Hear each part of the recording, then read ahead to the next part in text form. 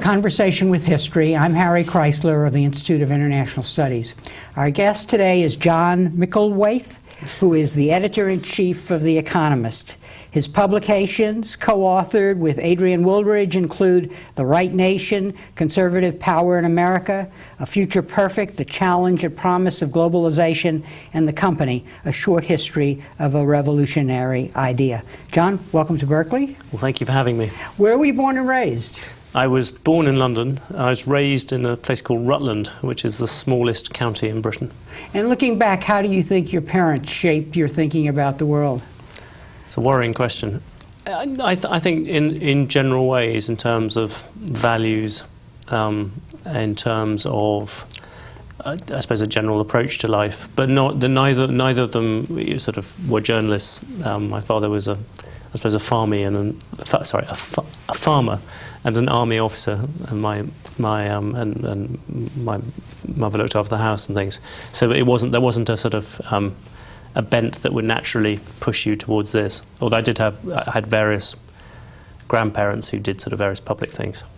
And so when did you get the journalism bug?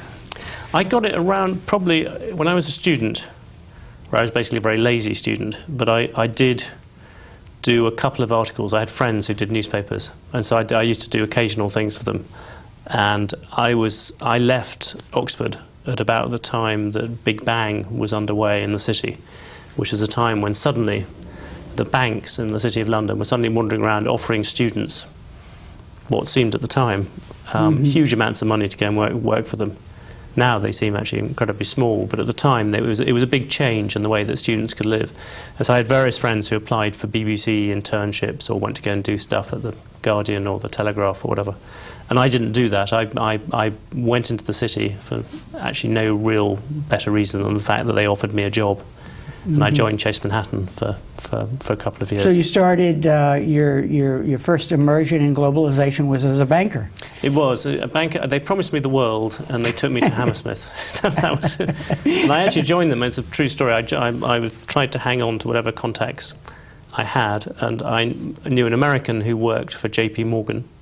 So I applied for them, and as a student driving back late one night to Oxford, I had two blinding revelations. One was that in order to buttress my CV for doing J.P. Morgan, I needed to get another American bank. And secondly, I was listening to a David Bowie song called Diamond Dogs, which talks about Manhattan Chase. And that sort of sparked off the thought. So I applied to Chase Manhattan, put very little thought in it, and rather surprisingly, they hired me. And going back to your education, what did you study at Oxford? Was it history? History. And so that was a fascination that you had, or you? Yeah, I was always very keen on history. I'd loved history even as a boy. So I suppose you could argue the sort of telling stories or whatever had always stuck there throughout the whole period. So what did you take from your experience as a banker that segued you into journalism? Anything?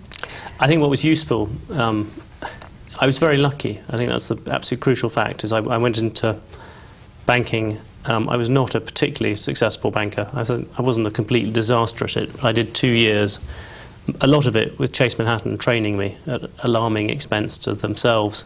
And then at the end of it, I sort of slightly decided that I quite enjoyed banking, but didn't enjoy it that much. And I was very lucky that I had a friend who worked at The Economist who said that they were looking for people.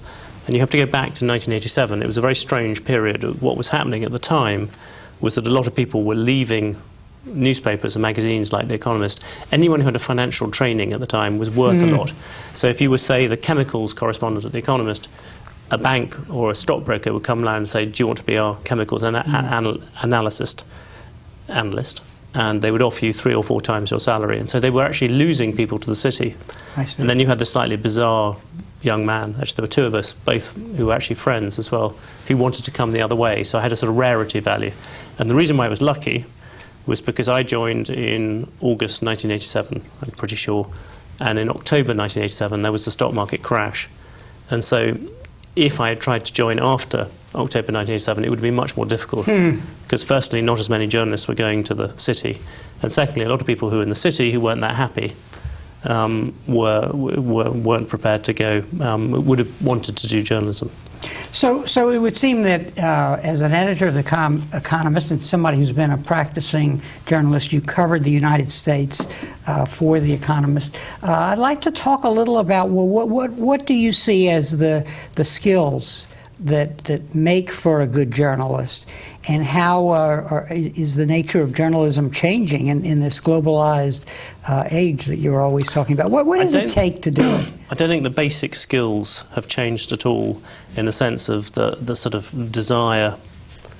Two things, the desire to uncover some kind of truth, for lack of, you don't want to get too pompous about it, but the desire to be able to describe what is going on. That is one part of it, and to do it accurately and fairly. And then the second thing, I think, is the ability to be able to do it in a way that draws people in, to be able to tell the story. You can add other things like particularly The Economist. We are an opinion-led newspaper, so the ability to be able to come up with opinions that change and people's minds. All those things, I think, are constant. What is different, I don't think, is so much actually globalization. I think it's much more technology. Mm-hmm. That's the internet.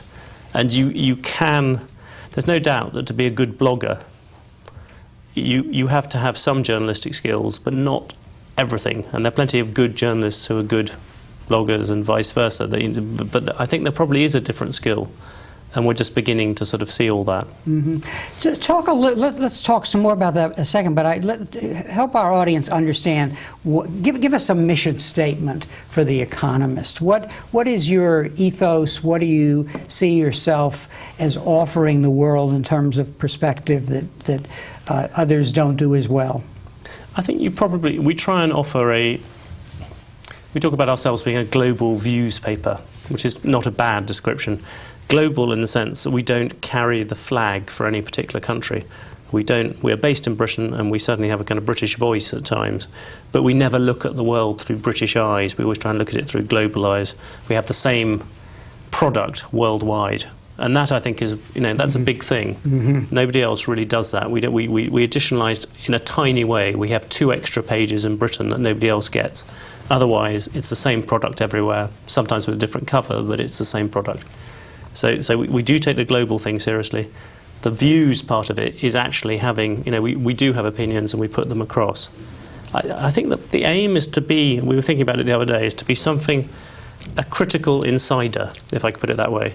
You want to give people the impression that you've really gone through a lot of things, that you've filtered out, because that's part of our value to people. You've filtered out a lot of the stuff which people don't need to know, and you've tried to push it in on the stuff that they do need to know. We don't have lengthy quotes from people. We try and zero in all stuff. And yet at the same time, to be an independent, critical one, we are beholden to nobody. There's nobody who owns us, nobody who pushes us in a particular direction. We make up our own mind about it, and we will keep doing that. And your perspective is a classical liberal one, not Very liberal much so. in the. Talk a little about that. It's those values that come out. I think that's the core of The Economist. When you think about The Economist, you think about, or most people tend to think about it in terms of free trade. We were set up to fight the Corn Laws, the main kind of protectionist thing at the time, which incidentally, the abolition of what welcomed the first great age of globalization. So the economic side of liberalism, everybody knows about. The other side of liberalism, the sort of social side of liberalism, was also there from the very beginning. We fought for prison reform, we fought against capital punishment, we fought against slavery, and that has been the way we've kept going ever since. What's interesting about The Economist is we have a message which doesn't actually sing to any particular party, particularly in America. We often agree with the Republicans, well, at least with the Republicans when they're in their small government mode on economic issues. Mm-hmm. And incidentally, what can be more absurd from a classical liberal point of view than the definition of a big government liberal? The word liberal has got hopelessly mixed up in America. But on social issues, we tend to often agree with the Democrats on things like gay marriage, virtually anything to do with giving individuals freedom over what they do, and also on things like Guantanamo or whatever. Those are issues which we've campaigned on early because we see them as part of the same thing. And so we do have this very strong point of view. It is a liberal point of view. It's a classical liberal point of view. And actually one of the strangest things about America at the moment, I often feel very annoyed and frustrated by the way that the use of the word liberal has got completely hopelessly messed up in America at the moment. Think liberal, think San Francisco, right? Yes, I mean, no, San Francisco is one bit of San Francisco is we would regard as wonderfully liberal, the kind of social, cultural side of it. The less liberal side is the huge city government. That's another issue. Now, your market is global, but interestingly enough, your American market is much larger than the market in Britain, from what I read. 2 million copies every week. And of that, around 600,000, just a bit over in fact, is in America. And about 170,000 is in Britain. So you can see from that. And you can see from that also the reason why we don't particularly take a British view on things, because it's a relatively small part of our overall circulation. Help us understand how the Economists generate, say, you do a major piece on the environment, say, for example. What is involved in your role as the editor in making that happen, and how does the piece come together? I think we're still relatively bottom up, to the extent that people come back and they say, I have an idea about something. We're not a large staff. That's the other point about The Economist. 80, depending how you measure it, say roughly 80 journalists working there, which for the size of product we produce is actually quite small, certainly compared with a lot of our competitors. From that point of view, the idea that somebody at the top can say, we should definitely write about this, is, I think, limited. There are times where I think something's important, we should go and do it, and I bully or cajole or plead or try and persuade people to do it. But on the whole, what you want is ideas coming up from the bottom, I think. And the skill of editing, such as it is to decide which ones to push, which ones to put on your cover, which ones to actually say, no, that doesn't really work. It doesn't, you haven't quite persuaded me that, I don't know, bits to do with global warming, or the other way around, or whichever side of it is. And so the way most of the stuff we've done on the environment over the past year or so has been from the people who write about the environment. My deputy, Emma Duncan's always taken a very strong interest in it. She wrote a big sort of survey or special report on it last year. But that was her going, we commissioned her to do it, but it was her who drove that, and then we pushed things off the back of it. And there are things on the environment we've always said we wanted. We've always said we wanted to have a carbon tax, but we accept that many people don't like that, not least in the American petroleum industry. Well, and your global staff is what you said, is 80 the staff in London? No, 80 is the global staff, roughly. You can include, and probably within London it's about 50 journalists in London. Then you have groups of people in, probably about 15 in America, and the same bit more again around the rest of the world. And what we've tried to do is we have tried to open up offices around the world at slightly the same time as the rest of the media industry have been closing theirs. And let's go back to this question about technology, because it would seem you're in the forefront in giving us informed views about this process of globalization, the impact of technology. At some point, will technology impact the way you do what you do? I mean, we see it happening in America, the blogs, the video, and so on. Or will your niche be to pretty much stay the way you are? I think there are two parts of that. Yes, it's obviously already done it, and we already have blogs. We have a couple, I think 3 as of today. One, we have an economics blog. We have one on American politics, and we now got one, a sort of letters blog, whereby we're printing all the letters that people send in, even though not printing them all, we're putting them all up on the web. And we'll introduce one, I think, quite soon on Europe. So we do stuff like this. We have daily columns on online content. We have much sort of, one of the things I've tried to do is to bring in a sort of much livelier daily online comment coverage. So every day you're going to get a fresh piece of news analysis up to the same standard as the rest of the paper. You're going to get a column which changes each day. So we have, for example, one on the one on greenery, I think this morning. But tomorrow there'll be one on the art market, the day after there'll be one on politics, and they revolve on a weekly basis. So you have that, you have all those elements, are just ways of making people. We have a foreign correspondence diary, and actually we have a podcast which has done actually amazingly well and shot up to the top of the charts. That all those things are there, and they're things we're trying to do. In terms of, do we think the technological change is going to take away our print franchise? The answer on that is we're how can I put it, paranoidly optimistic about it. To the extent that when I first came in, I talked a great deal about there being a hurricane coming towards our industry. It was going to slam into newspapers. It's transparently done that. I mean, it looks as if it was going to come onto magazines afterwards. For various reasons, actually now, I think the particular thing which The Economist does, the particular breadth of coverage we do and the particular depth of coverage we do, is actually quite difficult to replicate on the internet. And there's also the serendipity of flicking through things.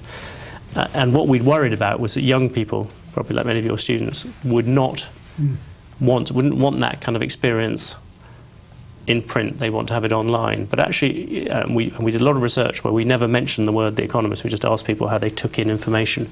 But once you've got to that type of thing, and particularly a weekend read, particularly something taking that degree of breadth and that degree of depth, there isn't really a kind of net experience that people want to have. And so from that perspective, so far at least, we're relatively optimistic about the print thing.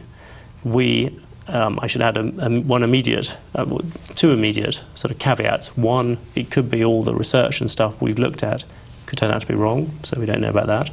Secondly, it could turn out that the advertisers do move away from the print towards the web, and that has an impact.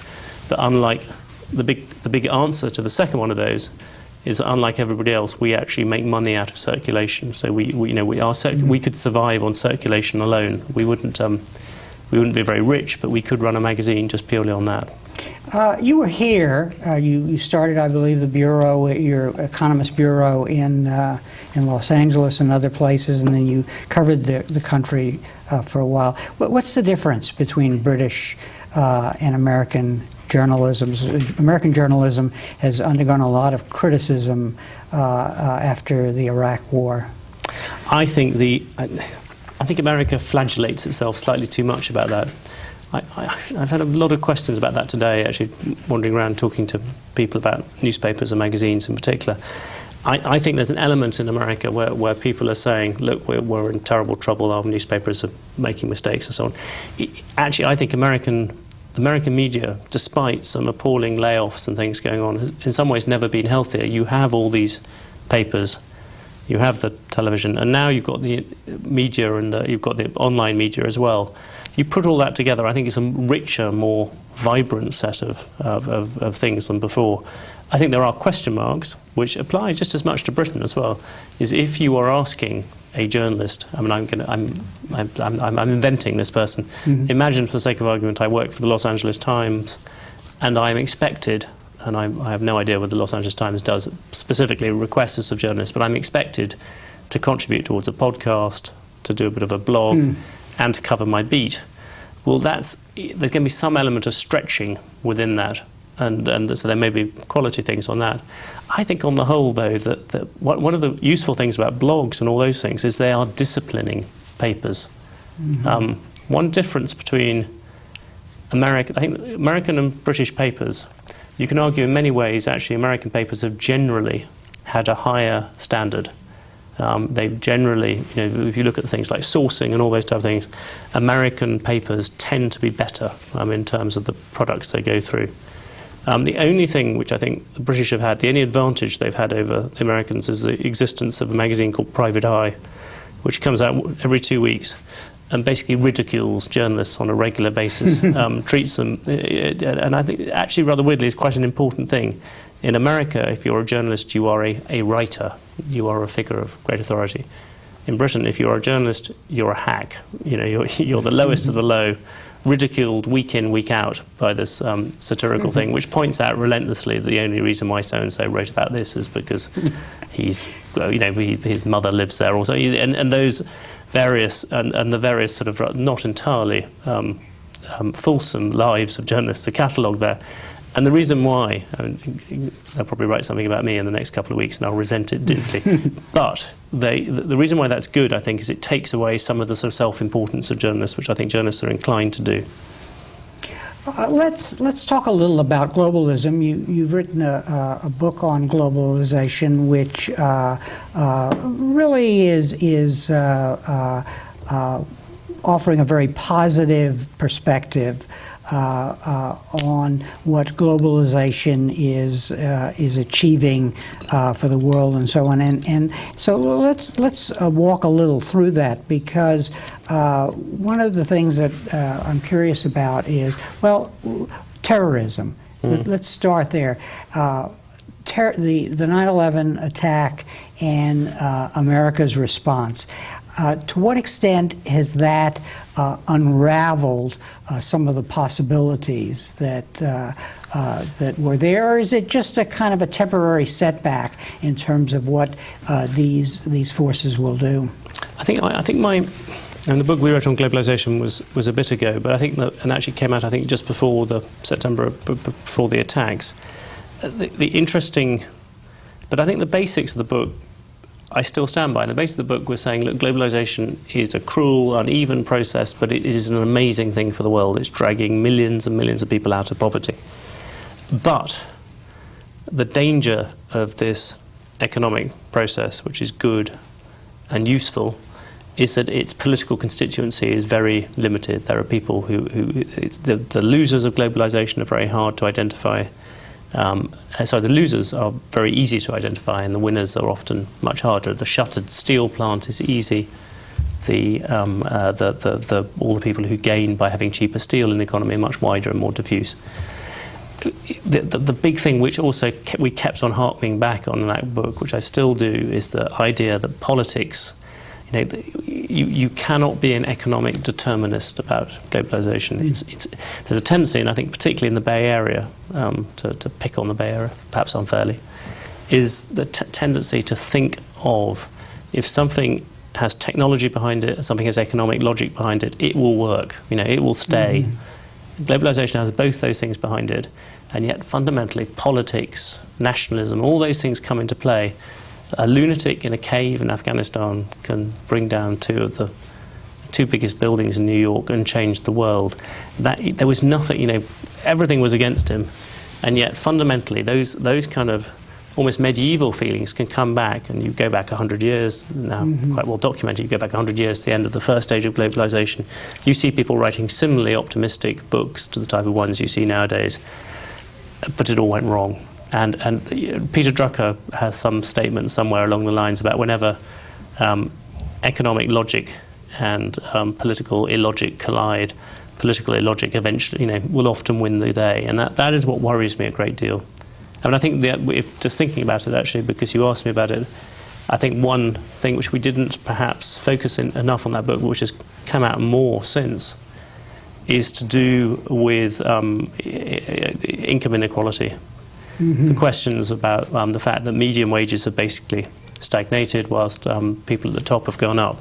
There is an incredibly long argument, which I think I won't, probably best not to get into, about whether technology or globalization is to blame for that state of affairs. And roughly speaking, I would probably put much more blame on technology, but that doesn't really matter from a political viewpoint, because from a political viewpoint, people will blame globalization. Globalization is unpopular.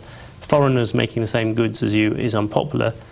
Technology isn't. Technology is seen as progress. And so I think that has again added to the levels of problems with it. And what do you see the way of dealing with this important problem that you've identified, this interface between politics and the economics? Because what we see again and again is the lack of accountability on the part of political institutions, the international political institutions, the UN, and so on, but also the inability to come together to solve problems such as trade balances and monetary issues. Talk a little about that. Well, I think that on trade is almost a perfect example. You actually have with trade you actually have probably one of the better functioning organisations in the World Trade Organization, one which actually seems to work in a much better way than, say, certain bits of the UN do. And yet, fundamentally, it's still amazingly difficult. And one of the reasons why is because so much politics is still national. It's national things that drive things forward. Look at the French and the Americans arguing about farm subsidies. Two very sophisticated groups of people. Yet, when it comes down to it, they're at each other's throats. And there's a there's a revealing bit in Adam Smith where he talks about how you would feel if you lost. You had two things. One, you were told that there'd been a great earthquake in China, which had, I think, got rid of a myriad of inhabitants, had disappeared. So millions of people have died in a great earthquake in China. On the other hand, the pain you would feel if you lost your little finger. And his point was simple, was in the end you would say how terrible it was about all those people in China, but you wouldn't care quite enough, whilst your little finger would really hurt you. And what he was trying to say was that all politics fundamentally is local, at least in that sense of it.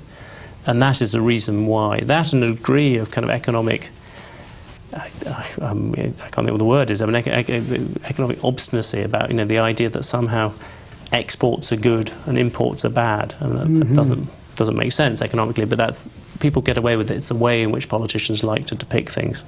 So I think it is difficult, yes. So the national identity, the focus on borders, all of the things that we associate with the sovereignty of the nation state still are there.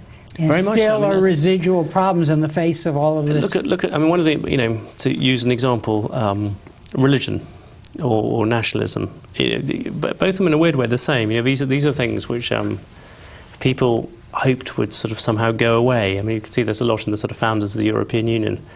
Strangely, if you sort of set people free, you can see this in the Eastern Bloc. You can see this in China to some extent. You withdraw these tyrannies. You certainly see it in the Middle East, and you give them democracy. I mean, what do they vote for? They vote for some nationalism. Those kind of emotions come out. They vote for religion often. People flock to churches. Yeah, and tribe. And those have an effect. There are these emotions which people, for good or bad reasons, find very, very important. You look at the European Union, and you see what's happened on the edges, such as, for example, in Britain. You suddenly see the huge rise in a smallish rise in Scottish independence, and quite a big rise in English independence, saying, why the hell have we got these people? So let's take an issue. We mentioned the environment. Let's pick up on that again. Is that a place where we're beginning to see political responses to a problem that is really global, that a problem that to some extent results from the way multinational corporations have not been regulated enough? Or are we beginning to see a solution? That oil company thing you may not agree with. No, I think the multinational thing is rubbish, basically. Yeah. It's nothing to do.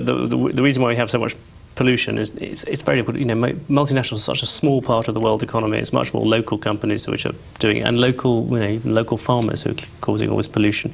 So that it's one of those sort of tired cliches to blame it on multinational companies. It's not really. There are lots of terrible things multinational companies do. The environment they may not be great on, but it's not really their fault. It's the fault of governments dealing with it.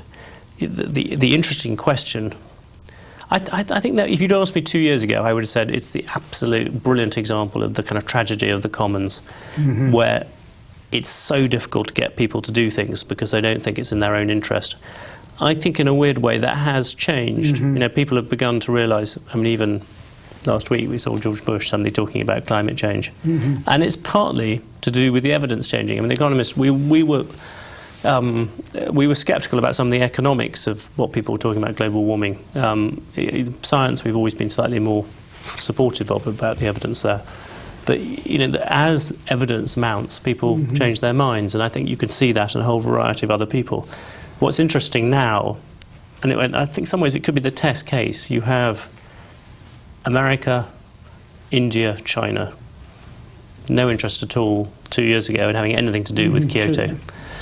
Nothing really will matter unless America comes on board and India and China come on board, basically the rest of what the other people are doing in terms of climate change really doesn't amount to much. I was in an argument with someone in Britain the other day where I was saying Britain should adopt a carbon tax or do things like that. And somebody came back quite strongly and not illogically and said, well, what on earth's the point, as long as the Americans just blow the stuff up into the air with gay abandon. And the Chinese and the Indians don't even begin to start doing stuff, then really, why should the British impose barriers on themselves if nobody else will move? And there is a sort of logic to that, but I think there is now at least the first signs of change. And I think actually Bush is an interesting figure like that. Bush sees himself as a kind of surprisingly green figure. He doesn't see himself as surprisingly green, but he sees himself as more green than people might imagine. He thinks of his ranch as very, very green. His vision of greenery doesn't altogether seem to accommodate extractive industries, it has to be said. But all the same, there is that possibility. And this, I think, is a chance for a president in his last 2 years to actually seize on something. And he could come up with a different version of something closer to Kyoto, and that could have a real impact on the world. And your discussion of America leads to a conversation about your analysis of the American polity, but one of the things that has clearly happened is that our response to 9/11 and other kinds of unilateral actions that we've taken have diminished confidence, in America. Or at least its political leaders. So I guess the big question I want to ask you is in your view, can globalization work without America? Can it work in a multipolar political context? Or what?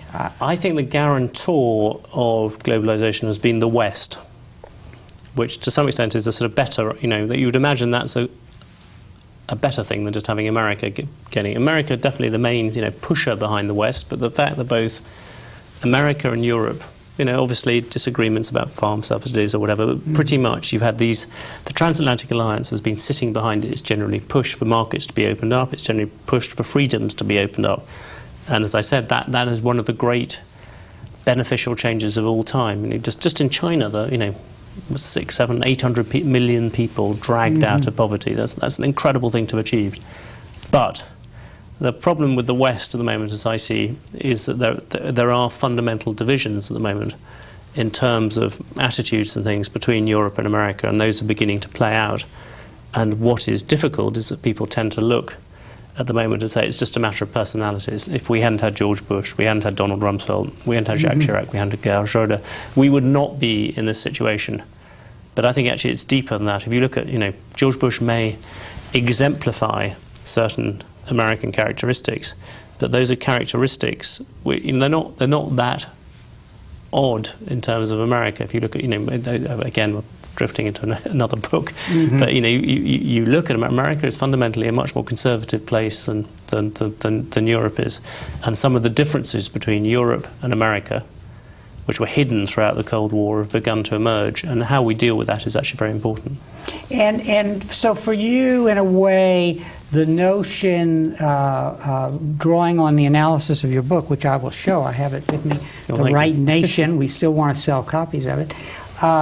What you're really saying is that really the differences that Bush came to represent between the United States and the rest of the world, that he was in a way more representative of the country and its history and tradition than is given credit, and that you're not going to see drastic changes if Democrats come in. No, you've already seen some of the in the midterm elections last year. If you look at the Democrats who were elected, they tended to be on the sort of cultural issues, gods, gays, guns. They tended to take a fairly conservative approach on that.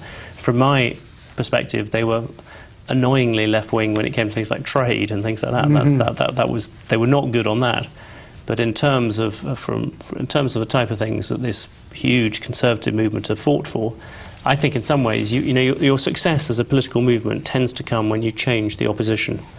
And I think you could make quite a strong case that if you look at the Democrats at the moment, they are actually putting forward a philosophy which is certainly way to the right of any European Conservative Party. You know, if you take John Kerry and you take the British Conservative Party, by any measure, John Kerry has a much more conservative vision of the world than the British Conservative Party. And the British Conservative Party is by far the most right-wing out of the main European Conservative Now, on what parties. kind of issues? You mean on America's I think role? on the size of government. You know, the Tories would go for a size of government which is considerably bigger than Ted Kennedy's most wildly outlandish visions on terms of crime and punishment. If you look at the type of boasting Kerry did about sending people to prison. I mean, prison's a very good example of just one thing which people have barely begun to notice. But Bush got all that stuff about being the sort of serial executioner, somebody who sent people to death by standard, which horrified Europeans. In fact, actually, just in general, on crime and punishment, America takes a much, much tougher line than Europe. America sends people to prison at 5 times the rate that they do in Britain, and Britain is the toughest imprisoner in Europe. So it's another series of differences. There's a fundamental difference, I think, when it comes to government. You look at the polling evidence on this is incredibly clear. You ask Europeans, you ask Europeans and Americans the same question. Do you think government is there to be used as a way of empowering you and giving you a chance to go off and make or lose money? Or do you think it's there to be a safety net? Europeans will go by 70-80% for safety net. Americans will go exactly the other way. And I think those are difficult things to handle. And the one we haven't even begun to touch on is religiosity, patriotism. Again, the differences between America and Europe are quite big on all those things. So I do think there are issues there to deal with. You're really saying in the book that America is a lot about values and not class, and that makes it distinctive, say, in comparison with Europe and its history. Definitely makes it distinctive in terms of voting. I mean, what's very interesting. I mean, these are broad generalizations, and so people can come up with individual bits which are different. But I think the overall picture is very difficult to disagree with. If you look at the sort of people in most other countries in the world, class matters more than values. Not in America. Values really matters. We saw that in both the 2 elections that Bush won. And there are exceptions. There were plenty of kind of working class voters who supported Margaret Thatcher and so on and so on. But it's still a fundamental difference, I think. So, and you actually believe that not only because of what America is will these conflicts with Europe and the rest of the world remain, but you're also suggesting that American power is really unmatched in regard to indicators such as military power, expenditure on research and development, on demography, I think is another thing that you point out, our geography, the great expanse. That these are measures that remain high for America, even if things look bad at a particular time. Yes, I do. I think it's interesting. I think the sort of neoconservatives got it kind of wrong to the extent that they thought that America had this sort of, how can I put it, positive dominance. America could dominate foreign policy, could steer where everything was going to go, and that transfer apparently did not work in Iraq. The friend of mine, Neil Ferguson, his stuff on that is absolutely clear. As an imperial power, America does not have enough troops. It hasn't begun to think how to do that. So from that perspective, America, the sort of positive dominant force, it doesn't have as much strength as the neocons thought. On the other hand, as a sort of negative force, America is still, it's very difficult to get anything going in the world without America being involved. Classic example being the environment. America's ability to sort of stop things happening is gigantic. So if you look from over the next 10, 15 years, America is still going to be the dominant power in that sense. Even your most wild expectations about either the European Union or China, who are the only two real serious things, are not probably really likely to come in over that period. But there are, these things do change over time. But for the moment, at least, in America, it is the strongest one. And as a result, I think you're going to see a slightly you always have a slightly different attitude in America than you're going to have elsewhere. Whoever is the strongest power in the world, regardless of how much they may want to rein in that power, does have a role. You end up being the world's policeman, whether you like it or not. You could argue policemen always take a slightly conservative view as a result, but that's the way America is slightly bound to be. Demography also helps. In America has got a younger population than Europe has.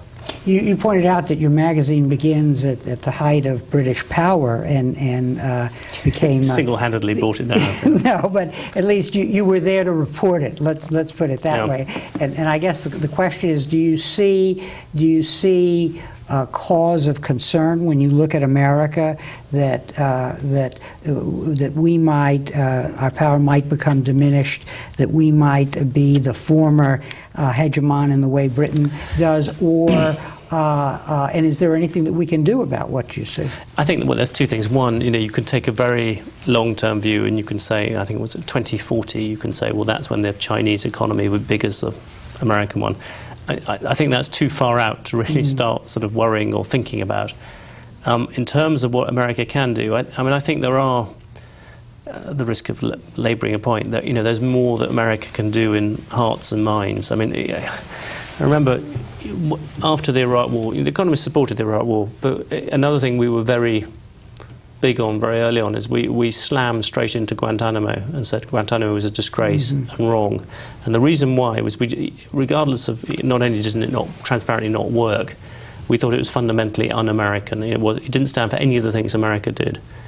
And one of the things America has got to do in its battle with deeply unpleasant forces is to sort of sing from the right songbook. It's notable that when you go back to the last big struggle America won with the Cold War, you could point towards human rights as being one of those things where America was conspicuously on the side of the good guys, where you had the Helsinki Agreement and all those type of things. It was a way of attacking the other side.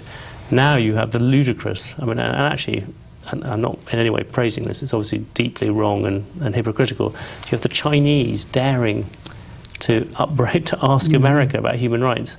And once you get in that kind of position, I think the battle for hearts and minds, the damage done by Guantanamo, the damage done by Abu Ghraib, is real and substantial. And if you look at the type of battle that America is now in, it does require those type of things. And so I think that's there is plenty of room to be done in that area, for example. Your two important works, one on globalization, one on the right nation, lead me to ask you about the interface between the two, basically. In other words, the right nation would support some aspects, of the formula that makes globalization works. But on the other hand, especially on the social issues, for example, it cuts the other way. How do you see that balance coming out so that the right nation and its new guise is an engine for globalization, as the U.S. has been in the past? I suppose I should make a difference between the two books. I think we'd be, how can I put it, apologists for globalization, but I'm not an apologist for conservative America. They can do their own job. No, I wasn't saying you were. No, but so therefore it's a sort of difficult one to link the two from my perspective. Oh, I see. But I think that it's a very, very interesting point. Nobody's actually asked me that before, but I think the element, there's an element within conservative America which is, it's quite isolationist, doesn't like the idea of this outside world. You can see it on immigration, you can see it with Pat Buchanan, you can see it with other bits. And against that, there's quite a strong sort of business element within it which tends to want to open things up. And the difficulty comes maybe on that conversation we had earlier to do with values. If the West, if the right nation is part of the West fraying a bit, that is bound to harm globalization, I think, to some extent. It's quite difficult, to be fair to Bush, it's quite difficult to fault him on free trade. He made a few stupid things to do with steel when he thought that was a good idea for a brief time. But on the whole, he's tried to fight for free trade, perhaps not as hard as I would want, but he's a bit... Free trade and immigration, actually, I think Bush has been, from our perspective at least, a relatively good president on if you've just kept it to those two areas. Now, what about, because it would seem that pivotal for the future of globalization is this interdependence between China and the West, and especially the U.S., that emerges. Do you see that working its way through to further globalization, or there's a real danger there that it could lead to a kind of unraveling? I'm worried about that, because I think China stirs up problems in America that the obvious thing to compare Sinophobia now with is Japanophobia back in the 1980s. And I was here then, and I remember the levels to which it reached, and I remember the way in which every book was about how the Japanese were going to take over things, often deeply pernicious, and I never really completely bought it. But I think Sinophobia is a much more potent weapon, because it doesn't just have economic worries behind it. It's not just people worried about losing their jobs, about Chinese companies coming in and buying things. You've got a whole variety of other people coming in. You've got Christians in America deeply worried about what's happening to Christians in China. You have got the national security people who are deeply worried about energy security and things like that. You've got all the neoconservatives who are deeply worried. Have always been deeply worried about China. If you go back to the spy plane incident when Bush first came in, you look at copies of, say, the Weekly Standard back then, you see people denouncing the Bush presidency as over before it's begun, because how could he have given in on this relative thing? Sinophobia, I think, carries a much wider degree of power in America. But what about the other aspect of this, the interlocking of our financial systems through America's trade deficit and China being willing to acquire dollars and keep them and so on? China has an enormous amount of dollars, and that could have an effect. Their reserve bank carries, their bank carries gigantic amounts of dollar reserves, and so they could do something. They're slightly stuck. I mean, there's a limit to how much they can do. They may have to cash them in some periods to do with domestic unrest and stuff, which they haven't sort of got round to doing.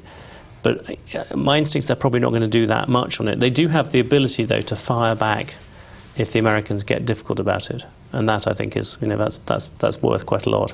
If you issued a paperback with a new appendix of The Right Nation, is there anything that you would change? Personally, I thought it held up pretty well, but I guess the big issue is the consequence of the Iraq War. Or I think you'd have to. A decent line of attack on the Right Nation is, you said that the conservatism was the dominant power in America, and you look at the 2006 midterm elections.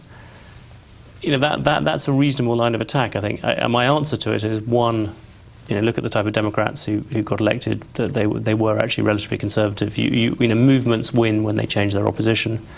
I think a second thing is that if the Republicans had not got beaten in 2006, it's almost impossible to imagine what could have beaten them.